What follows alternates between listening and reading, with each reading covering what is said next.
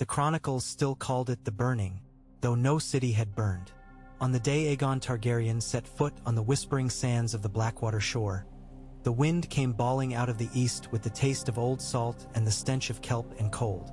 Valyrion's wings hammered the sky and sent the surf to crawling, and the men who followed Aegon, golden-haired lords with their Valyrian steel and Essosi sellswords with ringed mail and hopes like lanterns, saw the fires already written upon the world's dark. But wind is a treacherous scribe.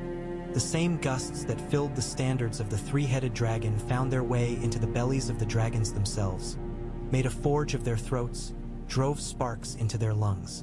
The sky murmured and split and poured hard rain upon the tents and cook fires, and the three great beasts wheeled in ache and agitation as if some older, longer memory were summoned by the storm. On the third day, the joining of sea and stone became a cauldron. The black dread flew out over the water and set it steaming as his breath met the rain and turned it to fog. Aegon would not wait. He had come too far. They rode to Heron's Land and found the marsh roads slick and sinking. A squadron of iron-born skiffs moved like knives through the fog and ran aground in the reeds where the fires of the Targaryen vanguard struggled to live. Men met in a muttered chaos of steel and wet and choking breath. Visenya, the elder sister, came on Vhagar with iron in her eyes and murder in mind.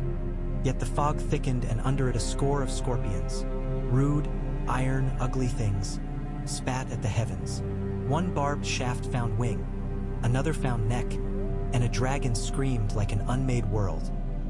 Vhagar lived but bled, and the arrowhead had been dipped in a concoction the maesters would later call thickened pitch, sharpened with ash, meant for whales and gods.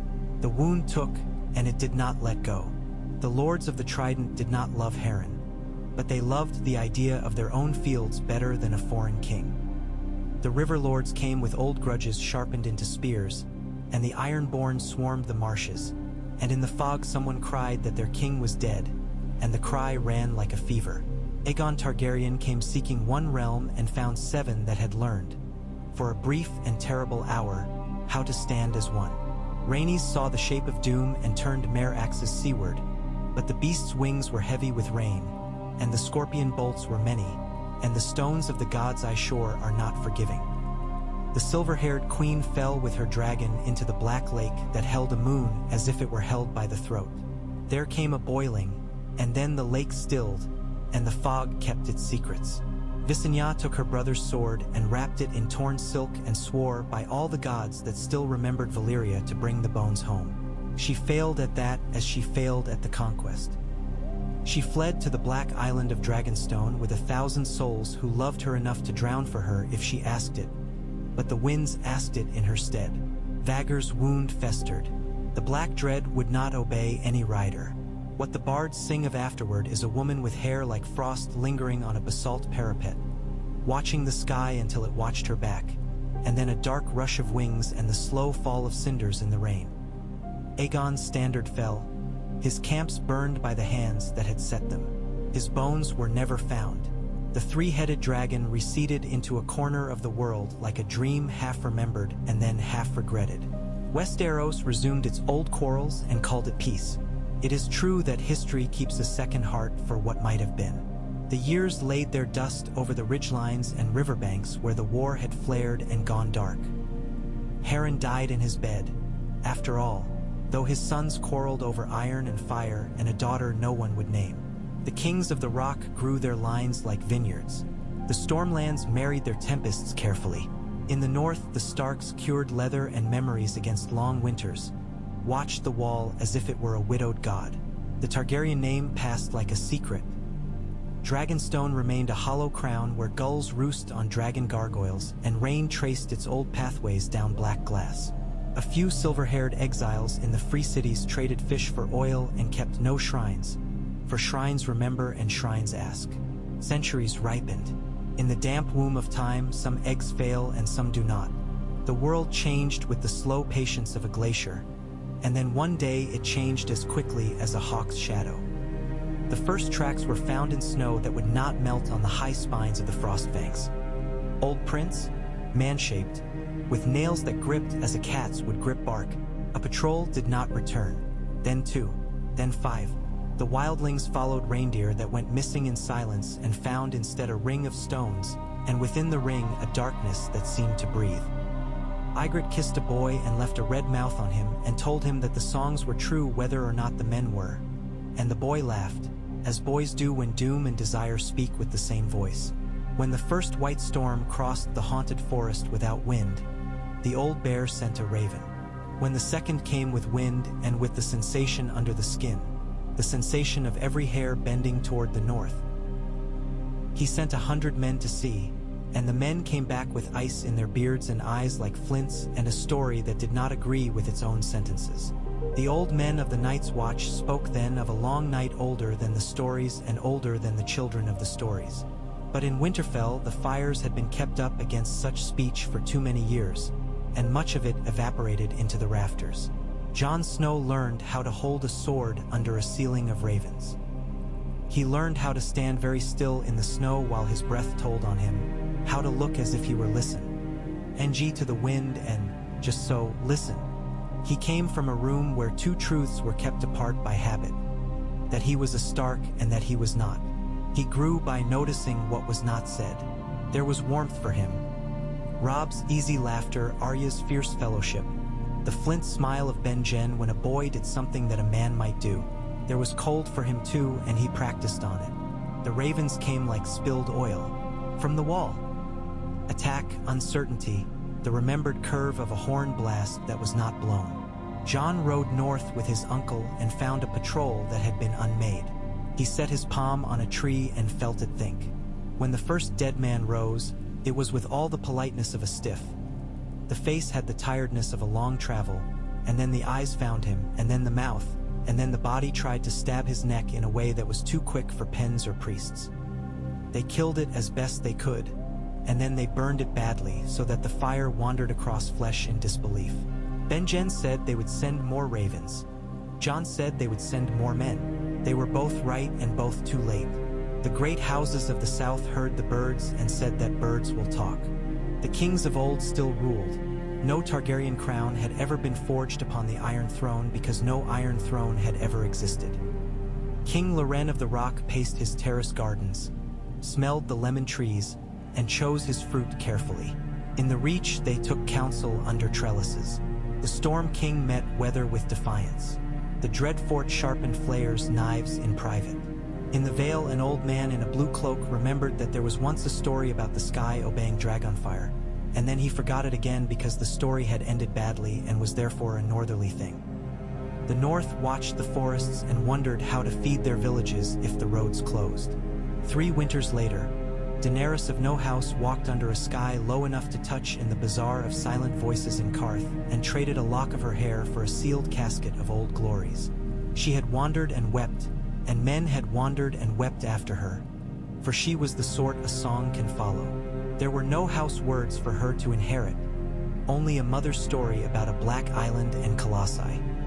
In the casket lay 3 coarse lumps, discolored and cold. Eggs, the seller called them, though no hen would ever strop her beak on such. In another world a pyre would feed them and they would give back heat and more than heat, but this world had learned a lesson about dragons a long time ago, and it did not trust itself with that kind of light. So the eggs remained inert, gray-eyed, heavy as regrets. Daenerys carried them until her shoulders became one with their ache. She refused all buyers who came with bright rings and better offers. She slept with them and woke older. In a city of tents and burnt sugar air she bore a fever that men would later call a dragon's dream, though no dragon answered. A boy sat at her feet and watched her breathe and wondered whether to steal the casket or save the woman. The boy would be slain for a purse 2 years later, and the casket would be sold and sold again. And at last 1 egg would be forgotten in a cellar under tear wine and lavender until the day its shell remembered a different son. Jon Snow's son was a weaker one. He became Lord Commander because he did not lust for being it, and men smelled that in him and loved him for it and hated him for it as one loves and hates weather.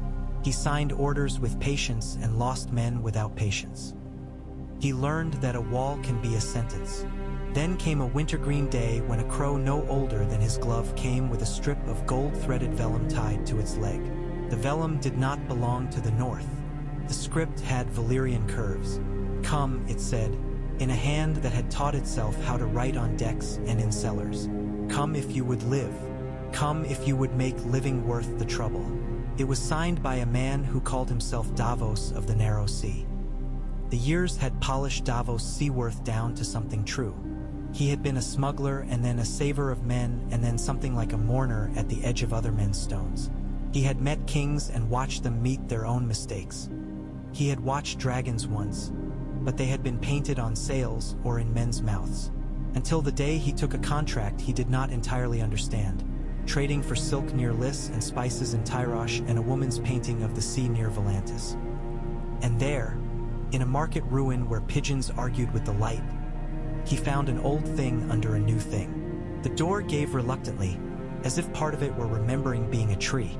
In the cellar he found an egg. They told him it was only a paperweight and he pretended to believe them. He slept with it under his shirt in the captain's cabin and woke twice thinking the ship was on fire because he smelled old smoke. He gave the egg no name because he had named too many things already, and men who name too many things invite the gods to add their own names. He carried it to Dragonstone because where else does a man take a fire that does not yet know itself? The island was as black and as cruel and as beautiful as all the stories promise, and as little else is. The wind fitted the sea to the rock like a skin. The great stone dragons alone remembered the old syllables, and they said them with their mouths when the night was very still. Davos brought the egg up a stair that had been designed for the knee of a giant. He set it upon a plinth of basalt scored with old Valyrian script that he could not read and that no one living could read well.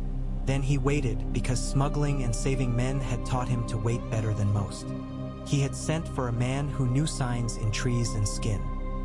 He sent for a Stark because no Southerner would believe the North unless a Stark said it kindly and then said it again as if it were not kindness. Jon came with ghost padding, like a silence at his heel, and with a small company of men who had practiced dying. He came to an island where an old smuggler swore he could wake stone. He came to a word that his father had refused to speak and to a truth that his father had bled to keep quiet. In the castle Jon found a hall such as dreams build for themselves, a table carved in likeness of a kingdom he had never seen except on maps pinned to his father's study wall. A shaped realm lay under his hands. The air smelled of salt and centuries. "I do not promise you dragons," Davos told him, and Jon believed him for the same reason he had come, because there was nothing else left to believe. "I did not come for dragons," Jon said. It was true in one way and a lie in another. He had come because the winter at his back had begun to walk. He had come because the North could not hold forever, because a wall is a sentence and winter is a clause that waits for its verb. The rites were guesswork. No priest of Valyria had survived to sell his services. The words were a mixture of translations and guesses. The true words were in the doing. They lit a fire in a bowl cut from obsidian and fed it shavings of dragonglass until the fire became a light that did not waver, a black light that made the air seem full of pollen. They set the egg upon a bed of old coals and new wool. They made cuts in their palms and held their hands above the bowl until the blood hissed and turned to a steam that smelled like pennies. They spoke as if they were asking not for a thing but for permission to be near a thing. The first crack was not heard but felt. Jon's breath faltered inside his ribs as if it had stepped into a narrow stair. The second crack sounded like a knuckle popping. Ghost's ears went forward. Davos closed his eyes and saw white sails full of wind, and then he opened them again because men who dream on duty do not survive to be old. The egg shuddered. A long time later, and though that later was part of the same night, it had in it something of another season. There came a thin sound like the stroke of a nail against glass, again and again, and then the air changed. It had heat in it that was not fire's heat. Jon smelled snow melting on iron. The shell did not so much break as become irrelevant. A creature uncoiled itself like a muscle, remembering how to be unknotted. It was pale, the color of an old tooth, with veins of gray and deeper gray that caught light and held it and then let it go. It blinked and the room went smaller and larger in the same heartbeat. It coughed a smoke ring no wider than a man's wrist, then sneezed and made a sound like a kettle hissing. Its eyes were the first sunset after a blizzard. "By the mother," Davos whispered, which was not a Valyrian word but sufficed. The creature's head turned toward Jon with a question and then with something like an answer, and Jon felt the place between his shoulder blades grow aware of itself. They fed it bits of meat that had been dried with salt. It disliked the salt. It disliked the wool. It disliked candles that sputtered and men who moved too quickly. It disliked most things except Jon's slow hands. It sat on his forearm and arranged its tail with the officiousness of a scribe, and then looked at him as if to say that it had expected to be greeted by someone else and would accept this for now.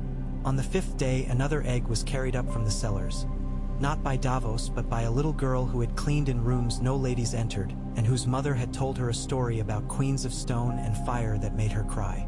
She had found the egg under a shelf of rotting rope. It was dark as the beginnings of coal and as heavy as a winter promise. They did it again, and it did it again, though this one came out the color of ash after rain, and it had a streak of black down its spine like a map line. The third egg, who had been traded like a lie across 3 free cities and 2 marriages and a death, none could find. But 2 is a beginning where 1 is a story. They named them for a thing and for a thing. Jon would not call down ghosts, but he could not keep names entirely outside a room like this. Rime and Cinder they were called, by men who would go into winter with those names hot in their mouths. Dragon lore speaks of binding that is not ownership, companionship that is not equality. If men shaped dragons once with horns and words, there were no horns here. There were only hands and patience and meat and the slow discovery of what a gaze could endure. The white one, Rime, would sit on the parapet in a snowfall and vanish and be more present than ever, the shape of heat seen through cold. Cinder liked to sleep under the table map and woke coughing fire at the reach when rats dared it, which was a harbinger some men tried not to see. Rime liked Jon's left shoulder and Cinder liked his right. Ghost disliked them both with a serious devotion and learned to keep his own counsel. When the ravens resumed their failures, the North made new decisions. Jon convened the captains in the Lord's chamber at Dragonstone because the wall had become a thin idea and because the island sat where the narrow sea became a road. He traced a finger along the tabletop from the sea toward the mouth of the Blackwater Rush and the old ash of Aegon's camp and beyond to the chalk cliffs of the Crownlands. And he remembered his father's voice when he had stood at the Winterfell map table, a voice that had never said more than was necessary. He thought of men who had chosen their wars and men whose wars had chosen them. "We cannot hold the North if the South will not hear," he said. "The kings will not come to us. Won't come north of the neck as beggars to a cold fire. They must be made to listen to a single voice, and they will not listen if that voice is only a raven's." "So you mean to sail south and play Conqueror?" said a man with ale in his beard and too many scars to be impertinent by accident. Jon Low okayed at him. "I mean to sail south and make the realm one thing long enough to live through what is coming. I will leave the conquering for the songs, if the singers live to make them. And if they do not, then the sea will keep what it keeps," Jon said. "And we will have done what we could with the oars we had." Davos nodded as if at the weather. "Kings or lords, the men who hold the roads to winter wheat will not open them for letters. They'll open for ships off their coasts and fire in their skies. The first landing must be quick as a quarrel and as clean. You cannot be doing with a siege. Sieges breed time and time breeds politics, and politics is what we have to spend least." Jon put a finger upon a place where the sand was fine and memories terrible. "We will not land where Aegon did." "Bad luck?" asked the scarred man. "Worse," Jon said. "Story. They will wait for the story to repeat itself. We will write a different one." They chose Duskendale for its harbor and its pride. The Darklands had defied kings before and might defy them again. Defiance sharpened either way. The cliffs north and south of the bay were a bowl for fire. The fishing boats were quick and common and could be bought without signatures. Behind Duskendale the road ran like a vein toward King's Landing, which was not a capital here but a city with a habit of thinking itself one. And that vanity could be turned first to fear and then to the kind of courage that makes men swear new oaths when their old oaths grow cumbersome. Word went out quiet and then loud. In White Harbor, Lord Manderley, whose chins had never hindered his appetite for vengeance or pastry, built casks that did not hold ale but pitch and powder. In Bear Island, women with arms like yew branches oiled bows and bargained for a new wind. The Skagosi came with striped sails and knives like jokes that are only funny to the teller. Wildlings who had not forgotten how to remember in snow put on southern clothes with a hatred that warmed them. The Ironborn would have come for a promise of plunder, but Jon sent no ravens to the Iron Islands. He wanted this to be a making before it became a breaking. The fleet was not a fleet at first, but an argument that grew boats around it. Dragonstone's coves woke to the learning of oarlocks. On the morning they set out, the sea was a sheet of hammered lead and the wind came in a wise quarter. Rime flew at an ambling height, discovering what shorebirds already knew, and Cinder flew lower, impatient as a boy who takes the stairs 2 at a time. Jon stood at the bow and watched the coast wrinkle and unwind in that way coasts have of arguing with maps. At dusk of the second day, the Duskendale light blinked dumbly and then blinked out as if offended by its own duty. Davos smiled without humor. "Someone has been bribed," he said, "or someone is dead. The two are closer kin than men like to admit." "Will the town rise?" Jon asked. "The town will rise to whatever is loudest," said Davos. "We can be loud." The first boats slid in under the shadow of the north cliff where the barnacles kept more secrets than most men. Ropes hissed. A guard on the parapet coughed and spat and ended both of those habits when an arrow met his throat. Another guard raised a horn and tried to decide whether to sound it, and an owl took a mouse somewhere up in the scrub, and the brief small scream of that shocked him into blowing. The horn called once. Then the sky answered. Rime dropped like cold falling from a roof, a whiteness inside the night. Cinder followed, a darker flame. There are men who say afterward that the dragons breathed and made the sea boil and turned the town to glass and cooked the fish in their nets. Those men are liars who love heat. The dragons did not burn the town. They burned the air around certain men at certain times, and those men fell with their weapons molten in their hands, and the others found their courage to lay down theirs. The wharf fires were set by human hands and were small and brief and well-placed. The northern archers on the roofs took towers one eye at a time. The gatekeepers found their keys suddenly heavy and clumsy, and then the gates were open and there were men coming through them who had learned to walk uphill with enemy blood making a kind of river under their boots. Jon passed under the arch and into the town and saw in one quick sweep of gaze the fact of how cities are made from fear turned into habits. Duskendale did not want to die for its lord. It wanted to live for its stubbornness. A magistrate with a glossy black beard tried to remember whether his son-in-law owed him money or vice versa and surrendered to clarity. He knelt in the street with both palms up and offered his neck. Jon told him to stand. He told them all to stand. A girl with a basket of eels stood on a stoop and watched the white dragon pass and smiled with all the teeth in her head and then with 3 that were not there. At dawn, atop the sea tower, Jon took counsel with men who had survived the night not by luck but by craft. Davos ran his finger along the coast as if it were a sentence he wanted to rewrite. "King's Landing will know by noon," he said. "There are boats that flee faster than any we can catch." "They will not know what we are," Jon said. "They'll know enough," Davos returned. "They will hear dragons in the telling even if no man breathes the word." He glanced at the white creature perched on the parapet with its neck arched like a question. "Especially if no man breathes the word." Jon looked inland. The old king's road cut the fields like a scar. South and west lay kingdoms that had grown stout and certain on their separateness. "We go in," he said, "as a frost goes in, quiet where a storm would brag." The plan that followed was not made for songs either. The North sent less than it had and made that less seem more than it was. Davos sent men with false badges to talk at taverns and lose fights. At the right hour in the right alley so that rumor would rise like bread. A septon in patched robes preached that winter was a penance and men must accept a new shepherd. He said it in a way that made some listen and some howl and all remember. A company of free riders with no house colors set a black stag on a white field and swore themselves to no king. They left their fealty and signed in ditches and borrowed stables. King's Landing, only a king's landing and not a capital, stirred in its pride.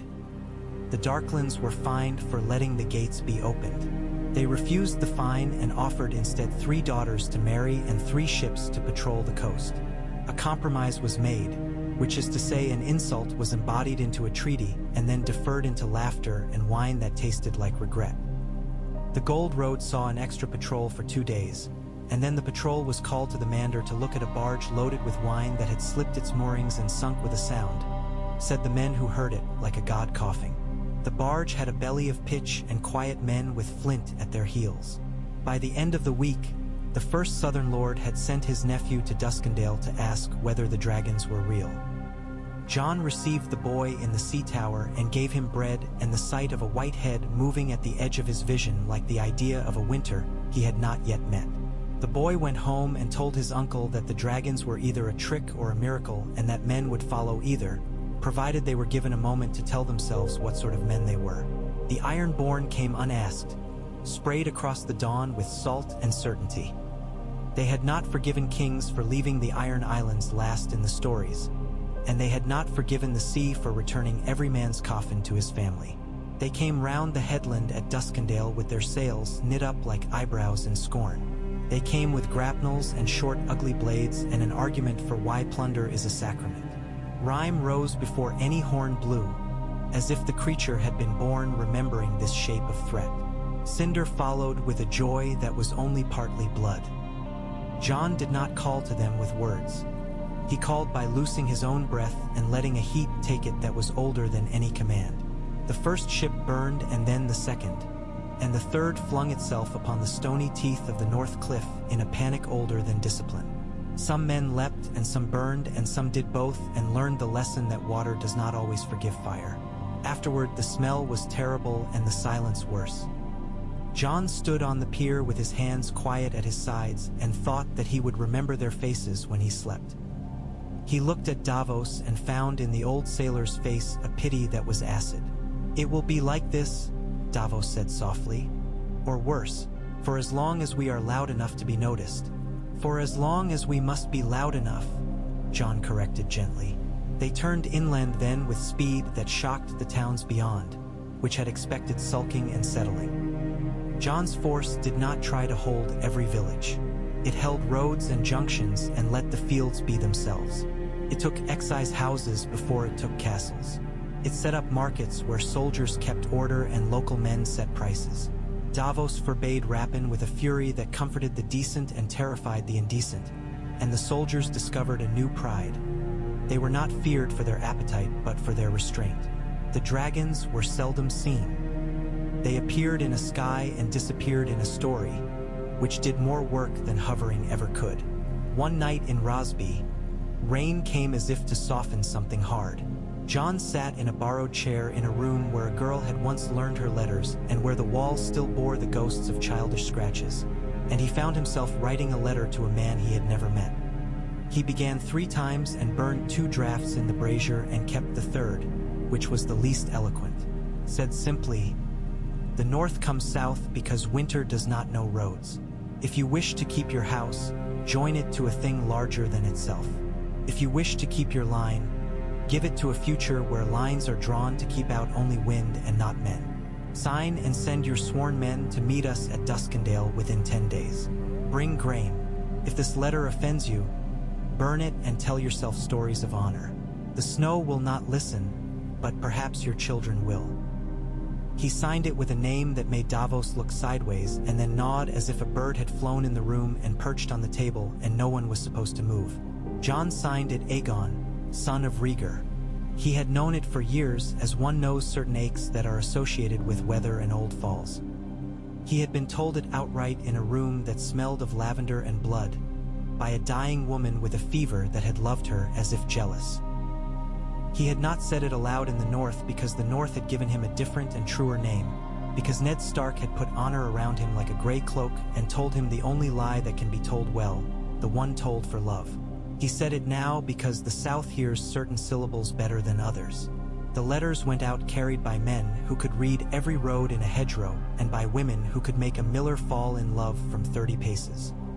Replies came back as if the wind had learned to write. Some were insults, and those he filed in a part of his brain labeled later. Some were praises that sounded like insults, and those he filed in the same place. Some were acceptance wrapped in conditions, wrapped in a fear that had learned to be polite. The best were a few that said simply, "My people are hungry. I will not wait for them to be dead before I hear you." By then, the Reach had acknowledged that winter might not be a northern invention. The lords of Highgarden had a complicated relationship with seasons. They had been kind to sunshine and suspicious of rain when it came in the wrong dress. They sent envoys with baskets of pears and strategies curled inside them like tightly sleeping animals. The Riverlands sent oaths heavy with the knowledge of how rivers carry rumor. The Vale sent a refusal to open its gates to anyone whose title did not include wings.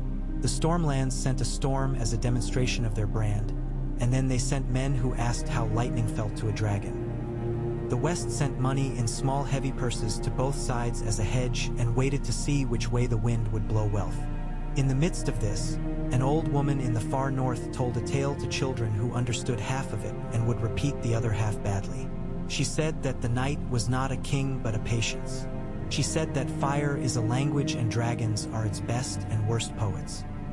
She said that a man who dared call himself Aegon again would not be the same sort of story, because stories grow like children and do not remake themselves. They remake the world into rooms where they can live. She said that the wall between the living and the dead was not made only of stone and spells but of attention, of eyes turned north by something that could hold them together. She said they must go to sleep and sleep well, for tomorrow would be a long day and they would need their small bodies for carrying wood.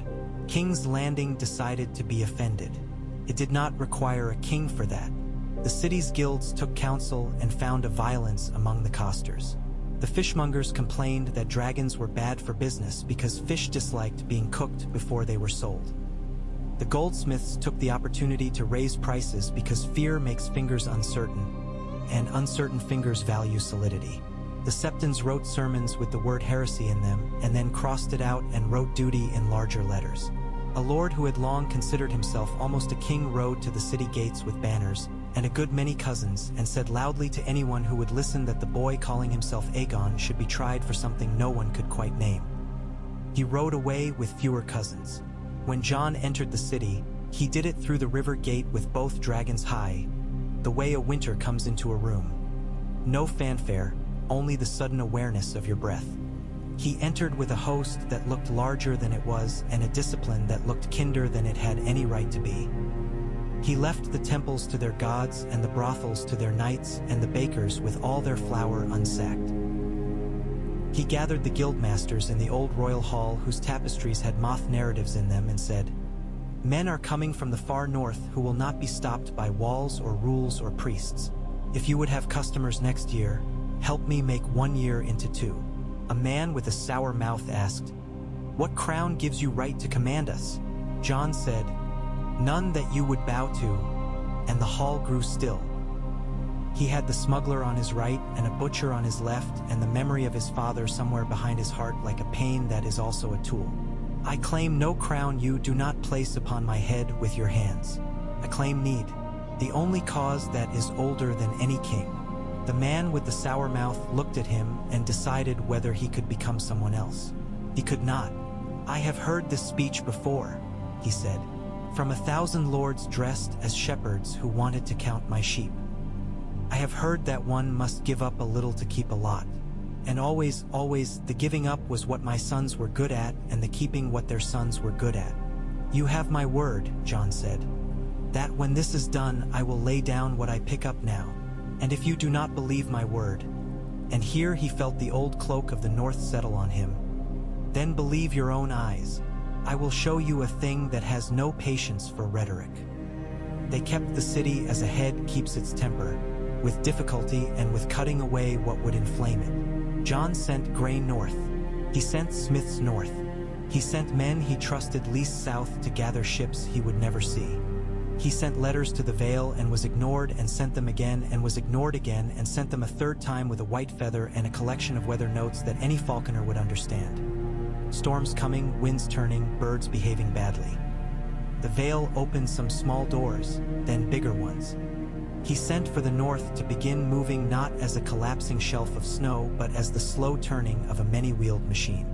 He called bannermen who were not his if one believed only paper and then watched them arrive because the North believes first trees and then men and only then paper. They came with long cloaks and old grudges and hungers that had learned to shut up. It was then that the other chose its hour. On a field north of the last river, where snow lay in shallow dunes and the wind made lines on it as if writing in an alphabet of frost, a company of 30 riders found themselves made smaller by the world. They had been sent to scout and to take one farm for the night, for the horses were tired and men become more brittle than their saddles when their thighs are always cold. They saw the farmhouse ahead, yellow in the windows, smoke like a thread. They smelled fat and hay. They thought themselves decorous invaders, and then the wind died, as if a throat had been closed by slow hands. The men appeared without appearing. One noticed the horse's breath becoming not smoke but glass. Another noticed that the farmhouse windows had no light now, though they had had it a moment earlier, and that the smoke had ceased as if the fire were ashamed. The third noticed that his heart was beating slowly, too slowly, as if winter had fingers inside his chest.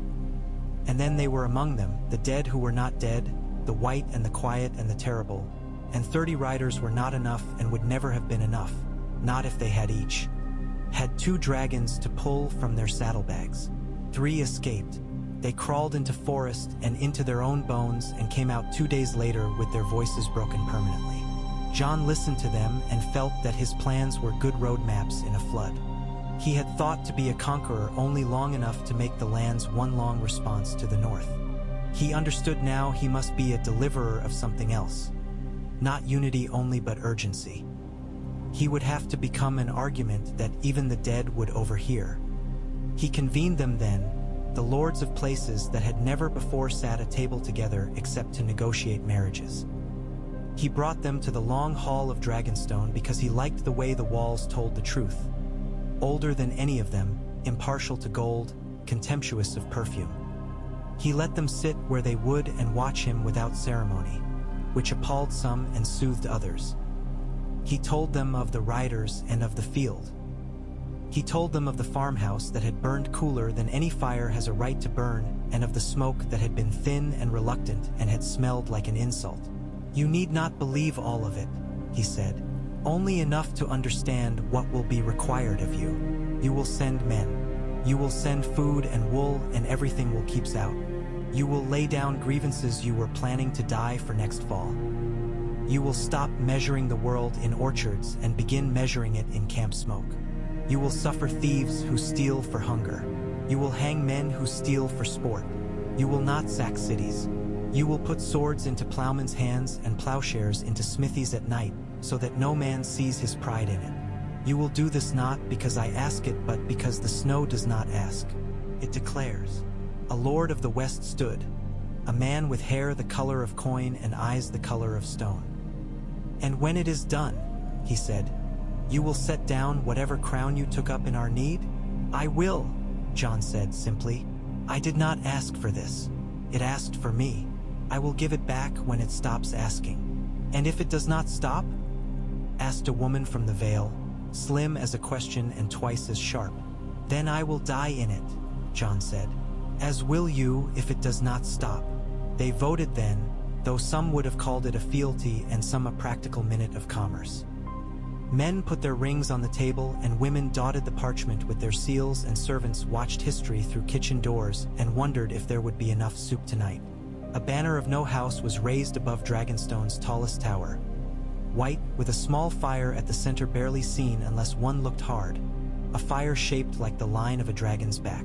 The march north began like a winter the other way round. The south told itself stories of valor while filling carts with parsnips. The north told itself nothing and did the counting. John rode between the two with Davos looking sideways for storms. Rhyme grew lean and long, a pale sword in the sky. Cinder grew thoughtful, which is a dangerous thing in a creature that can change the value of a wall with a breath. Ghost learned to walk among men with a grace that made them think of snow falling straight down while the wind went elsewhere. They came to Moat Cailin, and the neck was like a throat with a knife to it. The Crannogmen had opinions about everything and gave them out like alms to those who asked. Howlanders of no last name watched the dragons and remembered stories their mothers had told them while cleaning the skins of eels, and they cried sometimes, alone, out in the reeds. Jon did not try to make them into a different people. He asked them to do what they had always done, make the land itself into an accomplice. They obliged with a thoroughness that delighted them. False causeways and true, paths that walked a man in a circle until he found his own tracks and congratulated himself on surviving, bogs that tasted for arrogance first. The army did not pass through the neck so much as the neck passed around the army, an accommodation made between two large things that did not regret the necessity. At Winterfell, the ravens had become like a weather of their own. Sansa had kept the fires fed with law. She had held councils where she smiled less often than the men expected and more often than they deserved. Arya came and went like a rumor that is true. She would sit with Jon by the Godswood when the nights weren't colder than iron and listen to him say nothing, which suited her. "You never wanted to be a prince," she said once, half mocking and half prayer. "I never wanted to be Aegon," he said, and waited for the trees to say a wise thing and then remembered they seldom do. "But the name is a gate some men will pass through when they would not pass through Jon." "You're still my brother," Arya said, and her smile was a knife being sheathed. "Prince or not, always," he said, and learned how a word can be warmer than a cloak. They took counsel under torches that made the maps look alive. The plan was not so much a single plan as a set of habits they would try to impose upon chaos. Scouts who never returned to the same camp twice, fires that were moved at odd hours so as to confuse the watchers, wagons that carried food out and brought back the sick so that the numbers on the road looked constant to the counting eye. The king of the West sent 1,000 men and kept another 1,000 home because the West requires gold to feel certain of itself. The Stormlands sent men who sang in rain. The Riverlands sent men who knew more songs than knives. The Reach sent men who could walk all day and complain all night, which meant they had enough breath left to do both. The Vale sent archers who pretended not to care about anything except their string humidity, which is to say they cared deeply. The first great meeting happened not at a chosen field but because the dead chose it. They came out of the forest like an old wrong. The snow had a way of moving under them that made the eyes doubt what they told. Their eyes were glass and blue, and their mouths told no stories of how they had lived. And if they remembered the names of their children, their hands hid it well. Behind them moved taller shapes that looked less like men, each heartbeat one spent watching them. The air around the tall ones was a decision made without words. Jon had hoped for some early victory that would teach both sides what each was. The dead taught first. They broke the left flank like a dry stick. They took men and returned them quickly and returned more than had been taken. They shrugged at the spears and chewed at the shields and made an entire order of knights into a rumor about expected courage. The dragons burned rank after rank, and the things burned shrieked and did not die. Not until the shrieking reached something that could be killed. Then it died very well. The white creatures did something to the fire, a turning, a refusal.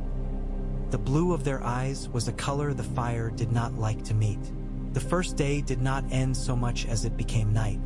On the second day, the Crannogmen invited the dead into places the dead could not read. Men fell back along paths they had rehearsed in their dreams. Davos had set caches where Davos always sets caches. Bibles of another faith, crusts of old bread that become swords when the hour arrives. Archers put arrows into eyes until there were fewer eyes and less light. The dragons learned to breathe not at bodies but at the spaces between them. Rhyme cut a line of ice with his breath that made no sense and then made more sense than anything. The dead slipped just for a moment, and just for a moment was the sort of gold you can't buy. Cinder roared in a note so low the ground answered, and the earth under 100 dead men's feet refused the contract they had signed with it and opened. The dead fell into a long learning of gravity and did not relish it. Jon found one of the tall ones.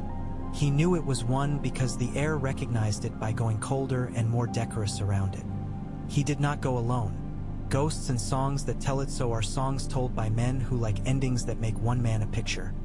He went with a circle of men who had watched him rise and watched him bleed and did not want to be heroes so much as to be finished with this. He went with Ghost, who had elected to be part of this without asking permission. They cut their way through not as men cut wheat, but as men cut a knot palms have been tied into by a drunk god. The thing was a king if one uses that word for a decision that is not argued with. Turned its face and there was a face. It raised a sword and there was a sword. There was no breath. There was a memory of winter in arrogance. John stepped inside its reach because he had learned once in a yard full of cheaper iron that you do not fight a taller man at the end of his arm. Their blades met and his did not shatter, which surprised a part of him that noticed everything even as the rest of him was busy sticking to being alive, and he felt a sound in his teeth. Came again.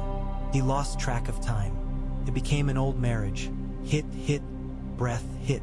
The thing was quick with a foot and unkind with a shoulder and thorough with indifference. It wanted him to be a concept. He wanted to be a man.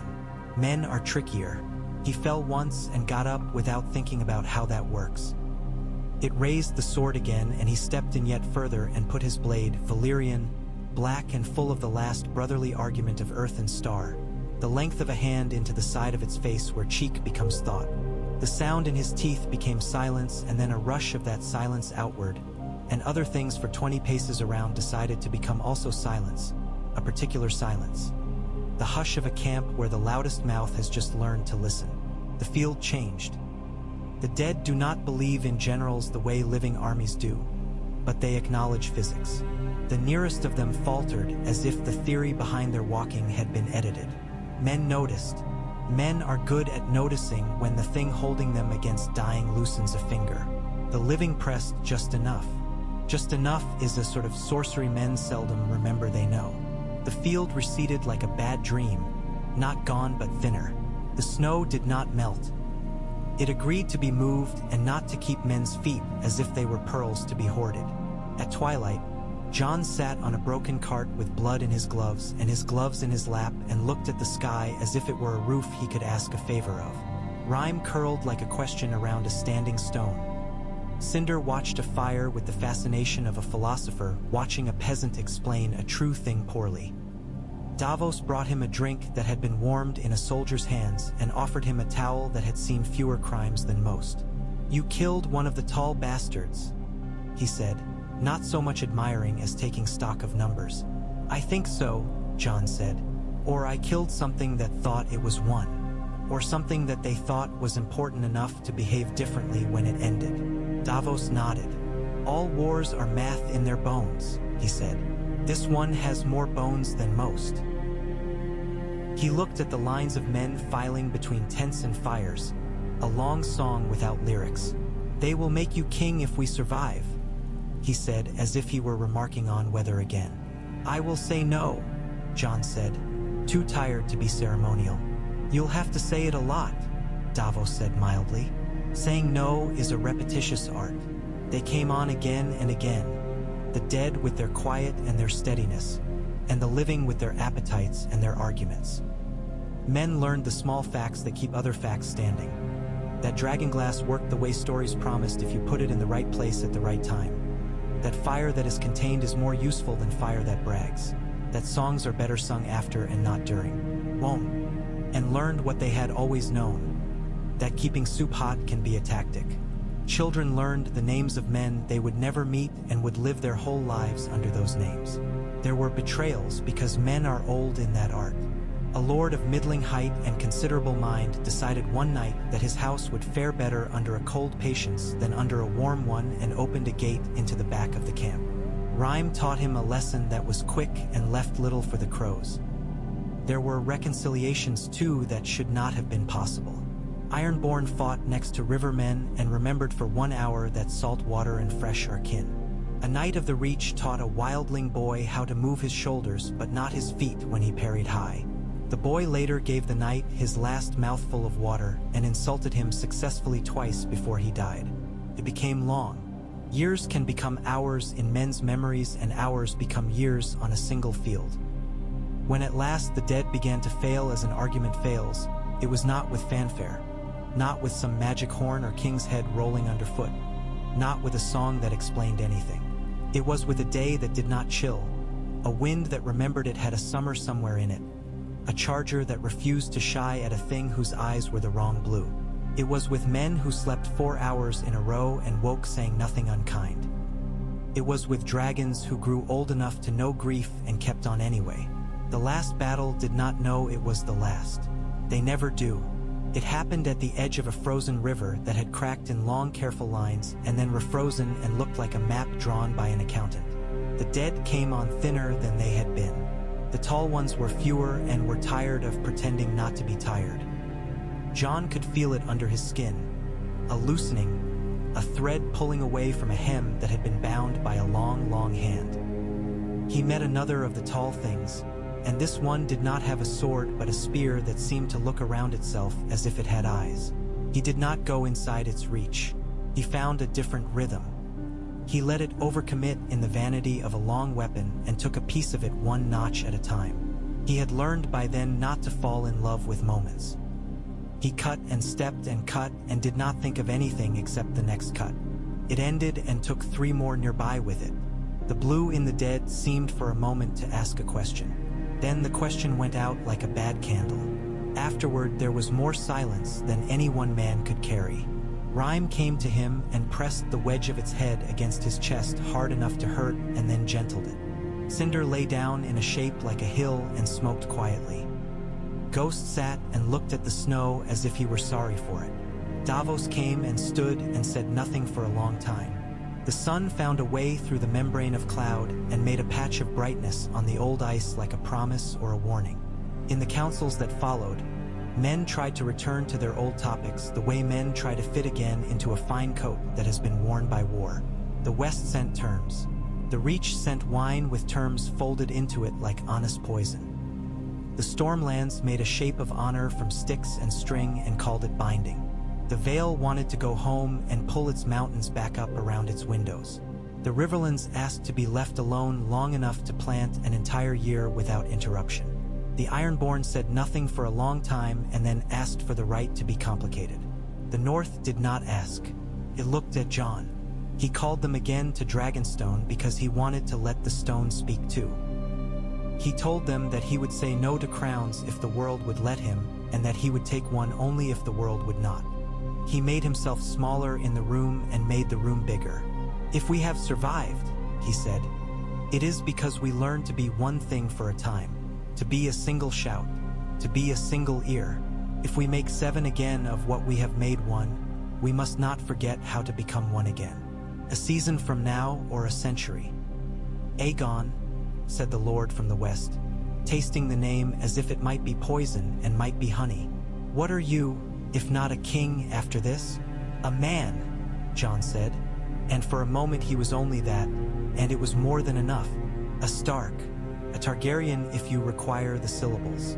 A brother, a son who cannot pay the dead what they gave him. A keeper for a time of 2 creatures that will not live forever and will not be owned. He put his hand on Rime's neck and the dragon tolerated it. If you must have a word for me when you tell your children, call me Warden of the Realm until such time as the realm can keep its own watch again. You will be king, someone said from the back. A woman whose husband had died well and whose eyes were iron. I will be what you make me, Jon said softly, and only for as long as we require it. They made him because men will have shapes to set their decisions into or they leak away.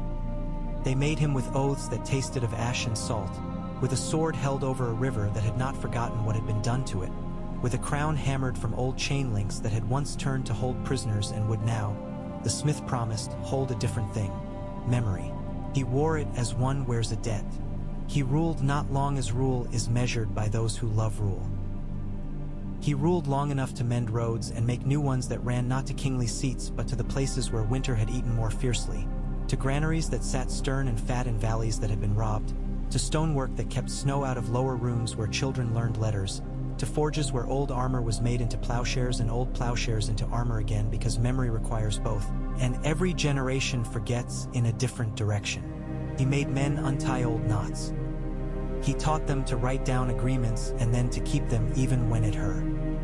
Which is the only time it matters. He let the South be the South and the North be the North and the sea be the sea.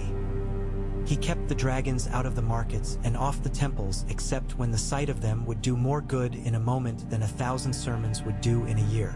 He sent Rime to watch the wall and Cinder to warm fields where the frost had found religion. He did not put his name across anything he did not build with his own hands or ask others to build with theirs. He visited a farmhouse by the last river and stood where 30 men had learned and unlearned breathing, and he left there no plaque and only a stone set upright that no one would move, because no one likes to move a thing that obviously wants to stand. Daenerys came west once, older, with hair like the part of a storm no one can see, and they sat on the sea parapet and let the wind make spokes of their words. She had left songs in 4 cities and had learned to walk away from them without turning around. She asked him if it had been worth it, and he told her that worth is a thing measured best by children, and that children were laughing again in places where laughter had been a rumor. She touched Cinder's flank, and the dragon flicked an eye open and considered her with what passed for courtesy, then slept. She smiled as if she had buried something at last. He laid the crown down one spring before the buds had opened. He did it without a speech in a small room, with Davos as witness and a woman from the Vale who kept books as if they were gardens, and a boy from the Reach who had never before been asked to witness anything except his own hunger. He left it there on the stone in the mind of the island and walked out into the wind. Ghost fell in at his side and Rime lifted and shrank into the sky until it was a line, and then not even that. Cinder stayed a while, longer than he expected, and then went east for a season, as if to see if there were any old warmth left that was worth the trouble of remembering. The bannermen asked what to do with a crown that had no head under it, and the realm decided to do a new thing, to keep councils that were not merely a prelude to war. They argued and wrote and erased and wrote better. They made mistakes and did not make the same ones twice. They remembered where to send grain when certain winds came. They kept a high hall in Dragonstone empty most days, not because it was no longer needed, but because it was needed for the right things only. Children were brought there to hear the story of a war told in a voice that did not lie even to console, and the children learned to keep their laughter quiet while the important parts were said, and then to laugh as if the world had time for it. In the north, the snow receded in a way that made the edges of fields tender. The men who had not died finished dying on their own beds, which is the best men can hope for. Sansa ruled in Winterfell as if the castle had been made for this, which it had. Arya left and returned and left again, and sometimes stood very still under the heart tree, as if to see how still a living thing can be. Bran, who had made an old journey into new rooms, looked out at the land and felt that it would never be fixed and that this was all right.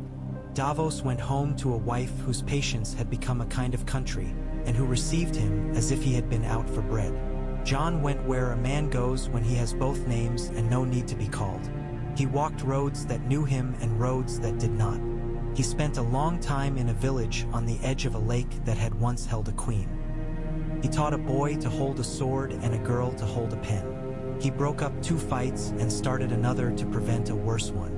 He slept in a room that smelled of cedar and rain. He woke to a day that did not require any part of him he could not gladly lend. Sometimes he stood on a cliff and watched the sea gloat and apologize and be itself. Rime would come and sit beside him and breathe out a small curl of vapor that looked like a secret that declined to be told. Cinder would will high where the air is thinner and find the heat that men cannot. Ghost would lean against his leg in a way that meant we are 3 and will be 3 until we are not. He did not die in battle, or not only there. He died in pieces, as men do, giving some of them away and finding that the gifts made the remaining ones worth more. When the last piece went where the first pieces had already gone, there was no one thing that marked the hour except a quiet that was not empty.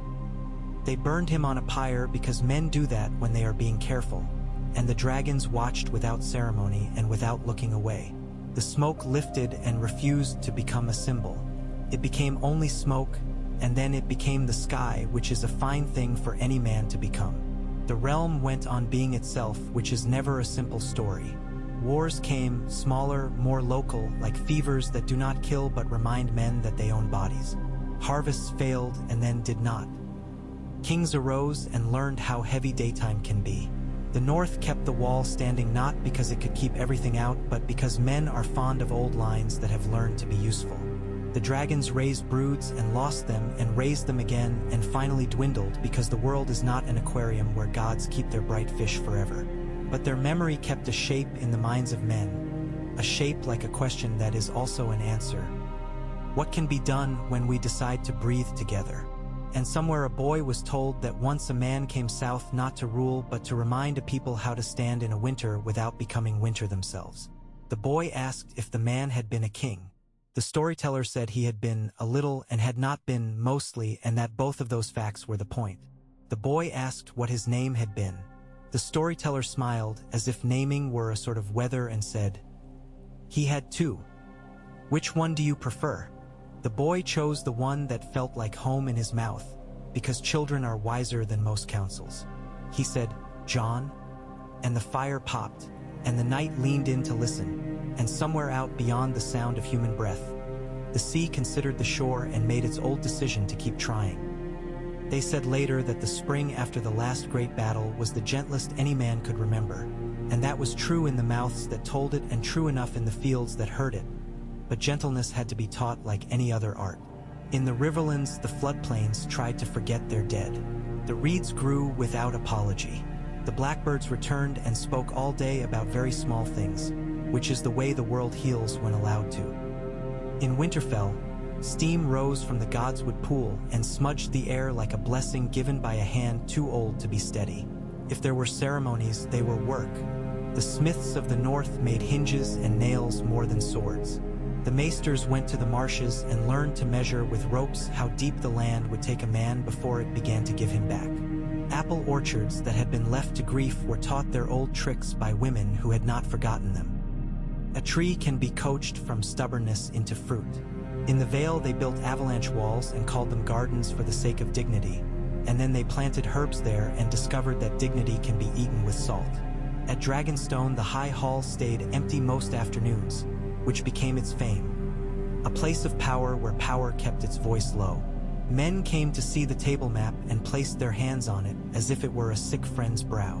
They told their children, "This is where he stood and traced the roads like veins. This is where he swore the oaths and swore to lay them down.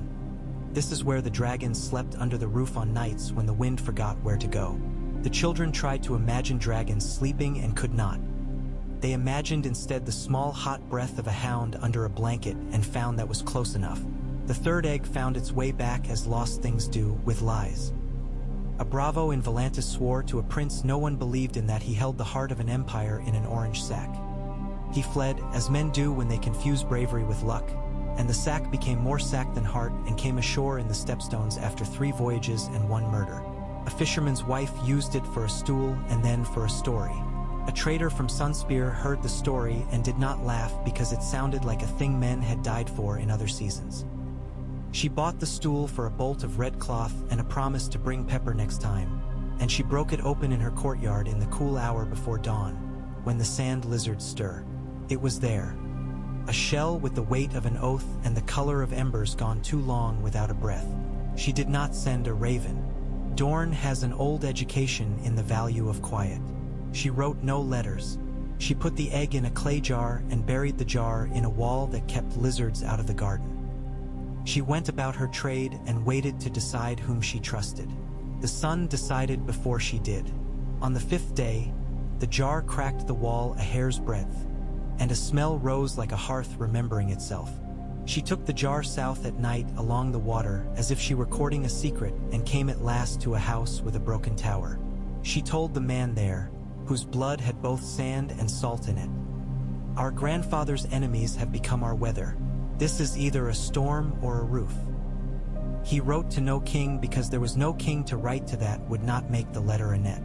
He wrote instead to a smuggler, because smuggling and keeping promises are cousins.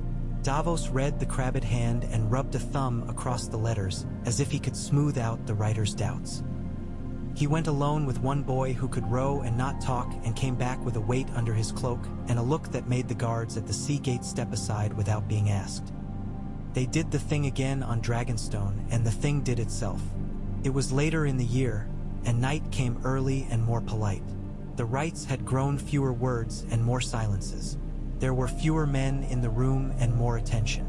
Jon bled a little and Davos a little less, and the bowl of obsidian burned with the steady dark light which every time seemed to forget to waver. When the shell gave up its argument, the creature that uncoiled was darker than cinder and smaller than rime had been at hatching, with a sheen on its scales like the inside of a well-kept blade. It looked at them all as if each were a stone it might decide to warm itself on eventually. When it sneezed, a quick runnel of black smoke went up and spread a smell like rain on old iron. "What will you call him?" Davos asked softly, and one of the chambermaids flinched at the word as if a god were being named at the wrong hour. Jon did not answer quickly. The two older creatures watched with a calm that had in it a puzzle. Ghost stood at the doorway and took one step in and one step back and decided to hold the door with his body. "Not a name of glory," Jon said, more to himself than to the room. "We've had enough of those. A useful name." He touched the hatchling with 2 fingers the way one touches the first snow of the year. "Soot," he said, and the creature blinked once, slowly, as if to concede that there were worse bargains.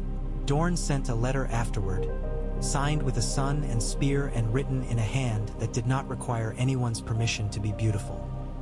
It offered water rights and a corridor for grain and a measure of soldiers who would not wear the colors of any house as a courtesy to those who disliked the sight of them. It asked for no say in how the rest of the realm arranged its pride. It asked only that when men spoke of who had stood against the winter, they remember that the South had fed as well as the North had bled. Jon sent back a strip of parchment with so much white space around the words that the ink looked like a traveler sure of his road. Said, "We remember." From the Vale came a second sort of letter, an apology written by a man who did not know how to apologize except in numbers. He sent tallies. Sacks of barley, bundles of wool, lengths of rope, jars of honey, good arrows counted by the 100, poor ones counted by the 1,000 and marked to be used for fires. He asked that a school be built where the mountain met the flatland so that children from up and children from down could be taught together, if not to love each other then at least to argue in the same language. Jon sent a mason from Winterfell whose hands were square as bricks and whose mouth scarcely knew any words at all. The school rose in layers that sat easy on the hillside, and when it was done the mason took a chisel and wrote one sentence over the door. "Only cold teaches what warmth is worth. The Ironborn found it hardest to return to their old rooms. To take no plunder is a sort of blasphemy if your god is only a storm. Yet men who had stood under a sky that held a white dragon and lived to tell it are not easily shamed back into older debts. Lords with salt in their veins proposed new words to wrap old habits and were surprised to find the old habits didn't fit. A priest shaved his head and said that perhaps the drowned god was not a god of drowning at all but of surviving it. And the small folk listened to that and pretended not to. They built dry docks because a ship spends most of its life not drowning. They learned to love the sound of hammers and called it prayer without telling anyone they had changed the meaning of the word. In the Reach, where men could grow 3 opinions from a single seed, the harvest came thick and showy. The High Lord sent carts north that entered the stories of villages along the Green Fork, where a well-filled cart is as much of a miracle as any saint's toe bone. Some sought to lay patent on their kindness with songs and plaques. Jon quietly set a measure. No lord's names on bread ovens or granaries for 20 years, and after 20 years anyone who wanted his name up could first carry sacks for a week like any honest laborer. A few did, and their names hung crooked because they were written by hands that still trembled from the work.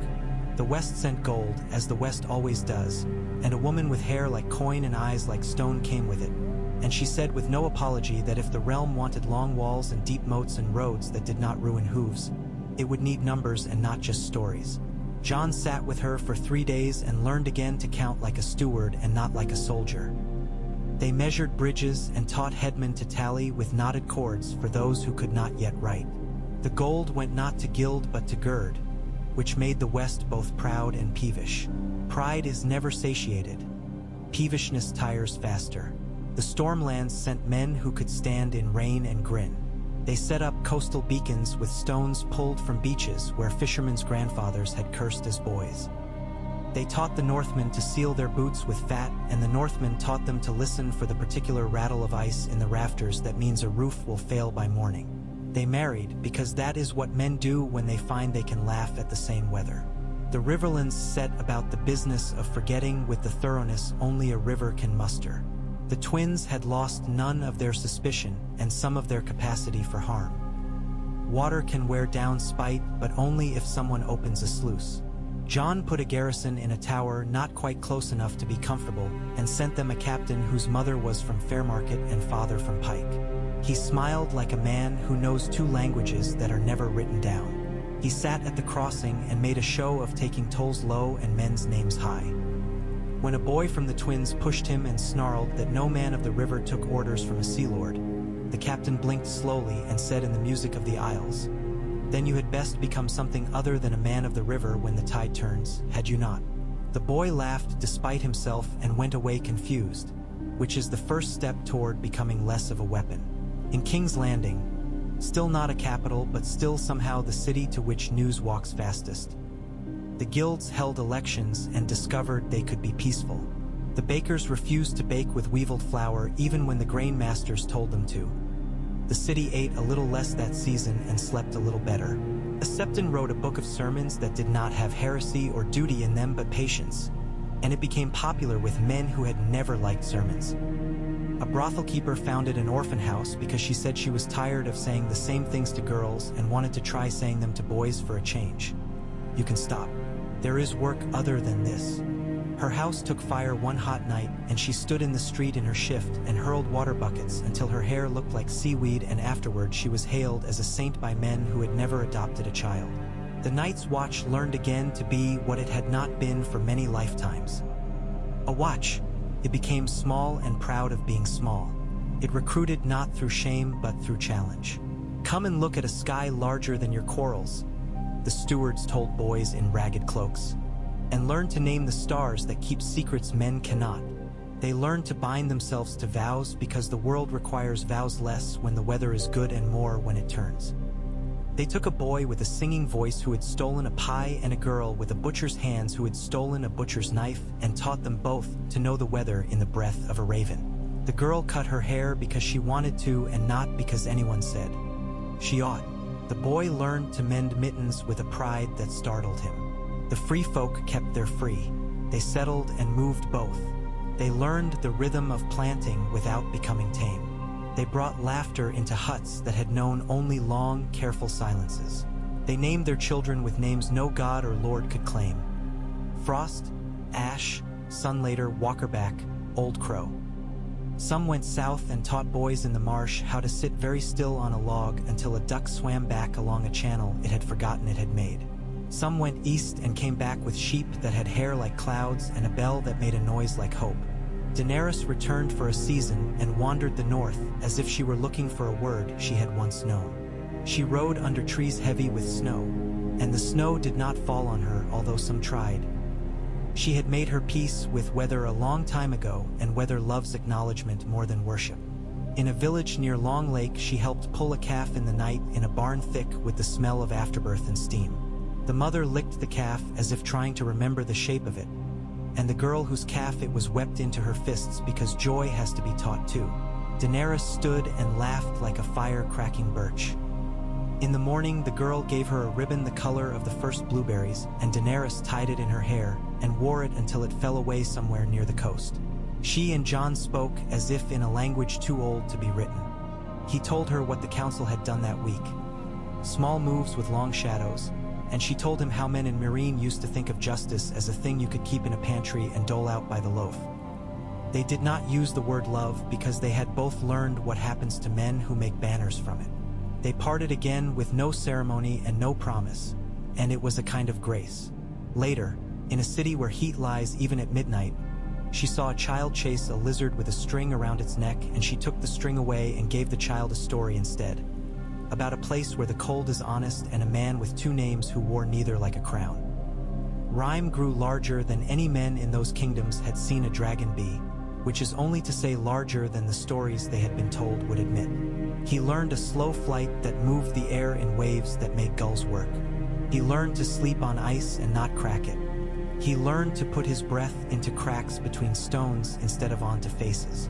Cinder grew broader and learned a patience that did not come naturally to him. He would sit above a field going fallow and watch the men below until one laughed and then another, and then he would fly away and find something else to watch because his work there was done. Soot discovered his joy, flying very low over water and skimming it with the tip of his tail until the spray wrote his name backward on the air. When the first of the old stone roads was finished, men gathered to bless it according to their manners. A septon placed a book upon it and said that language runs faster when the feet do. A mother set a loaf upon it and said that bread grown in one place will be eaten in another, and both places will learn from it. A crannogman spat on it and said that stone will abide. Spit is for good luck. A maester put a brass weight on it and said that carts will tire less and mules will complain more, which is the natural order. John stood with his hands behind his back and said nothing. He had made himself smaller again, and the road seemed larger. There were men and women who wanted more from him. Decrees, edicts, a marriage to make an axis around which their hopes could spin without wobbling. The West proposed a niece. The Reach proposed 3. Dorn said it would not insult him with offers, and then sent him recipes instead. Buttered clams with lemon and pepper, a soup of chickpeas and vinegary greens that made cold evenings taste like survival. The North proposed no one and sent no recipes. Sansa wrote once in a hand like quiet snow and asked him to take a wife if he could love her and not if he could not. And if he could not, then to take comfort in the fact that houses were built to be lived in by children whether they were his or not. He wrote back that he had loved and could love again and did not know which way the road would go. She answered with a line, "No road knows."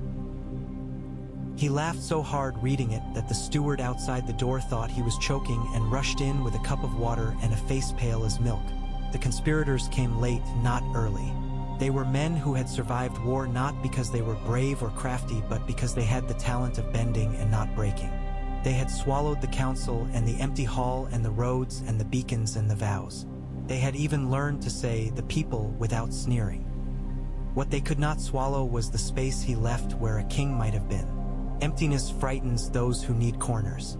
They met in a cool chamber hung with tapestries of fruits and spoke of stability and succession and the danger of letting a realm be so thoroughly itself. One of them, who loved honey and hated bees, proposed the old lever, a marriage made without asking the man who was to be married. Another, who scratched a rash on his wrist until it bled, proposed a fall from a horse, because horses have always been loyal to the cause of accident. Davos learned of it from a wharf boy who had heard 2 men speaking in confidences neither of them had earned. The boy told him because he liked the way Davos paid in coin and not in rough words, and because men like to confess to those who have kept the sea's counsel. Davos did not tell Jon immediately. He went and watched the men who had been named and found that one had a habit of taking his wine in the same garden every afternoon, and that the other always rubbed the rash on his wrist raw after eating eel. He came to Jon with those true tea. Hings and the boy who had told him and stood him before the man with 2 names and watched the boy not be afraid and felt an old, honest pride sting his eyes. Jon did not order the men hanged or boiled or sent to sea. He sent them to work, one to count roofs in Gulltown and to report on which should be red-hatched before the first frost, the other to walk 3 leagues of the Rose Road and note which culverts were clogged and which clear. They did the work badly the first week and better the second and best the third, because idleness is a mother of conspiracy and work a father of perspective. When they returned, they did not meet in the garden. They drank apart and drank less. He would not wear the crown again. It stayed where he had set it, the weight of it taking the print of the stone slowly as if bored. Once, when the sky went mad with storm and the waves hammered at the island with an insolence that would have killed lesser coves, the crown rattled off the stone and rolled to the edge of the dais and fell and made a sound like a spoon dropped in a sink. A chamberlain ran to catch it and slipped and bruised his hip and swore and laughed at himself and left the crown on the floor because his hands were full of his own pain. In the morning, a girl sweeping put it back on the block and dusted it as if it were any other thing that collected dust. He went north more often as he aged, not because the south displeased him, but because the air of the north had a way of slipping between his ribs and reminding his bones of the first names. He went to the wall and sat with the Lord Commander, a woman by then with a scar that ran like a river from ear to collarbone and a voice like a bell heard through fog. And they spoke of men more than monsters. He went to a village near Shadow Tower and watched boys skate on a pond in shoes they had cut from elk hide and oiled with bear fat. The boys laughed in a key that winter taught and no other season could. He slept on stone because straw made him sneeze now and woke with a back that told him what it thought of his decisions. On a day that held in it both the last scrap of winter and the first promise of summer, he found Arya at the heart tree with a knife in her hair and a look that said anyone who wished to challenge her to name the leaves would be welcome to try. They stood in the red shade and said little. "You could have been king," she said at last, without judgment, like remarking on the length of an icicle. "I could," he said. "You made a different story. It makes itself," he said. "I only try to keep it honest." She smiled with half her mouth. "You sound like Sansa." "She won," he said, and looked at the tree. "We all did, in our fashion." "Not all," Arya said softly. "No," he admitted. "Not all." There were still graves that took their flowers in silence. On a hill above Torrens Square, he met a woman who had lost 4 of her 6 sons and looked as if she had misplaced a 5th in her apron and would find him later. He did not tell her stories. He carried her bucket to the well and lifted it and poured and said he was sorry and meant it and left her without promising that the world would be better. It was better, but not for everyone, and to say otherwise would have been a lie that made it harder to tell the truth next time. Soot proved smaller than his brothers and quicker. He found crags to sleep in where only goats had ever declared their intentions. He hunted gulls and was surprised when they fought back. He tolerated men less and clouds more. Once, he disappeared for a full month and returned with a tear along his left wing that looked like a letter no man could read. Cinder landed beside him and blew a warm breath over the tear, and it knotted itself into a scar. Rhyme watched and made a sound low in his chest like a wheel settling into its rut on a good road. When Rhyme died, because even dragons find an end, it was on a high sheet of ice where the wind runs like a hound. He lay down as if to listen for something and then went still in a way that leaves no doubt. Ghost was there and put his head up and howled once and then closed his mouth. John put a hand upon the dragon's neck in a place where the scales had grown thin with age and felt the last heat leave like a sigh heard through a wall. They burned him not with fire. There was nothing there that needed lessening, but with sunlight. They waited until the day came perfectly clear and they chipped ice away and peeled it back and let the sun sit on what had been a great life until it became the air. A boy asked afterward where the dragon had gone, and an old woman said, "Where do you go when you finish a long song?" "Into the silence. And the silence keeps it." The years tilted. The council that governed in the crown's stead grew accustomed to ending its meetings before the candles guttered.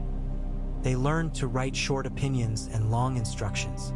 They quarreled over whether to tax for a new harbor in Old Town and decided not to, and then did it anyway the next year when a storm ate 3 ships in a single hour as if to make an argument. The roads south of the Green Fork held their surface through 3 winters, which was a miraculous number, and the Masons wrote to one another with gossip about lime cures and gossip about weddings. A troupe of mummers performed in a square and fair a la play called The Man Who Would Not Wear It, and the crowd laughed in all the right places and wept in 2 that surprised the mummers. He felt the end as a man feels rain a moment before the first drop. He was not ill, he was finished. He went to a cliff above a shore that had learned not to be surprised by anything. Dragon's shadow, ship's mast, kingship returning or leaving. He stood and watched the waves do their old arithmetic. Ghost leaned against him with the care that old things reserve for old things. Cinder came and stood with 2 feet in the air, balancing on the wind he made, then landed, and folded himself with a sigh that smelled of old ash and clean snow. Soot made a hot circle overhead and then vanished into cloud and returned with a sound like the last line of a poem in a language no one had taught him. He did not speak. He had said enough already. When the breath left him, the sea made no larger effort than its usual, which seemed fitting. They burned him as they had planned long ago. Practical fire, good wood, dry, on a day when the air carried smoke up and away so that the village would not choke. Men came and women and children, and a few who did not know him except in the way that men know the shape of their house in the dark. Davos put a hand on the pyre and left it there a moment and then put it on his own heart in the old sailor's gesture that means safe harbor. Sansa stood like a tower that had learned to bend. Arya came late and left early and took with her a coal in a small iron box to light a fire on the other side of a river no one had ever mapped. After they had gone and the embers had forgotten the names they had carried, a boy came and put a stone where the pyre had been, a good round stone he had found at the edge of the water where it knocks truths into shape. He set it upright and went away. No one moved it because no one moves a thing that obviously wishes to stand. The realm went on being itself, which is the only victory worth the word. Children played on roads that had been measured for armies. A girl in the Vale taught a boy from the stepstones how to bind a book. The boy taught her how to curse in 3 languages and then how to stop. A man in the Reach bred a small horse that could pull a heavy cart up a steep hill without resting, and men called the horse Soot mostly because it annoyed the breeder who had wanted a more dignified name. In Dorne, men ate chickpea soup and told the story of the woman who bought a stool and found an egg and sold neither. In the Iron Islands, they prayed during storms and worked between them and began to keep ledgers, thin at first and then thicker than their Bibles. In Old Town, they started a new stack of chains for maesters who would study weather and the humor of small folk in equal measure. When the Night's Watch sent ravens, it was to invite boys and girls with fast feet and good eyes and curious minds to come and try to learn a sky. The Watch discovered that keeping becomes a fashion if done with grace. The dragons dwindled because all great fires do, and their bones later became chairs in halls where the lords forgot their proper posture and slouched like the rest of us. And sometimes a child would sit on a dragon bone arm and imagine it moving and then laugh at himself and then not laugh. Songs were written and some of them lied as songs must to survive. The better ones left out the easy parts. They did not make him larger than a man. They did not make him less. They told the truth as poor men tell it when they sit by their own hearths. Here was someone who came when winter asked, who wore 2 names and both of them fit, who gathered us when we wished to scatter and scattered us when we wished to gather under the wrong banner. He made us stand long enough to find out we could. He left when leaving would do more good than staying. He was, like the best of us, stubborn and kind and wrong sometimes and right more often than one man has any right to be. And when children asked what he had been called, the answers varied as they will in a world properly arranged for variety. In the north, they still said John because that was the sound winter makes when it forgives. In the south, they sometimes said Aegon because men who keep accounts prefer there be columns to put things under. In Dorne, they said the warden who laid down his watch, which is too long for a child at first but grows comfortable in the mouth. In the Riverlands, they said simply, the man who taught roads to be brave. On certain mornings, when a wind came off the sea with salt enough to make every tongue remember its first word, a white gull would fly a long straight line over Dragonstone's highest tower and tilt one wing and level it and go on. No one waited for it and no one missed it when it did not come. Those who did see it sometimes thought of a shape older than cities and newer than grief. That of a man and a wolf and a dragon standing at the edge of the world and not asking anything extravagant from it except to be allowed to do what must be done. The crown remained on its stone. Moss grew in the shallow dent where its weight had taught the island a lesson. Sometimes a child would steal into the hall when the steward's nap ran long and put the crown on his head and strut 2 steps and feel the ridiculousness of it and set it back down gently, because it is a serious thing to mock what has kept you warm. The empty chair stayed empty. The table map darkened with oil and hands. The windows kept the habit of letting in a wind that made candles bow and made men store away any speech that might be flammable. Every so often a raven arrived from a place with a name no one recognized. Its message would be simple. A bridge washed out, a plague of weevils, a road blocked by a lordling's pride, a child born with a call, a mare with odd foalings. The council wrote back letters in many hands, answers grown from the habit of caring. Send stones, send vinegar, send a woman to speak softly at the lordling's ear and a man to stand behind her with a quiet face. Hang the call above the door and tell the mother that sometimes luck keeps its promises. Breed the mare again and see. Somewhere in the neck, a young crannogman lay on his back in a skiff and watched soot draw a thin shadow across a cloud and told himself he would remember the shape of that shadow when he was old, and no one believed there had ever been such things. Somewhere in the Stormlands, two boys argued over whether the old man had been a Stark or a Targaryen, and their mother cuffed them both and said he had been a man, and that was hard enough for anyone. Somewhere in Old Town, a maester dropped a quill blot on a page and said aloud, to no one in particular, that there are seasons in governance just as there are in weather, and it would do the next generation good to read more about both. In Winterfell, the gods would knew as gods would know. Wind wrote and snow erased and then wrote again. The heart tree held its red leaves and let them go and kept its face carved and unreadable. Often, when morning came thin and blue, Sansa walked there with a cloak about her shoulders and hands tucked into its folds as if they were timid birds. She stood at the pool and tilted her head to hear what silence had to say. Sometimes Arya stood beside her without announcement, and they were quiet together and happy in it. Once, long after, a girl who had both their eyes and neither of their mouths touched the trunk and said, "Tell me something true." And the tree did what it always does. It stood. The wall stood too, not because it could forbid everything older than stone, but because men had learned again why to climb its steps. The watchman made a game of naming distant weather.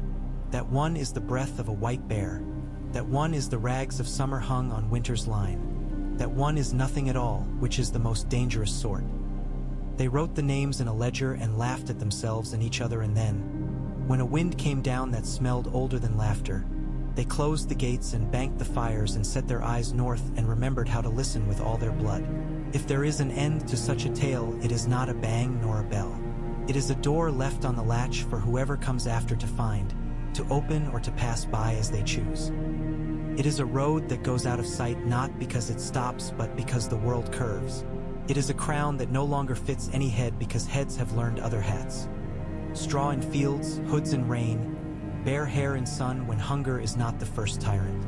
It is the knowledge, commonplace and sacred, that a winter can be met without becoming it, that dragons can be friends without being masters, that names can be worn lightly without being insults to those who first spoke them.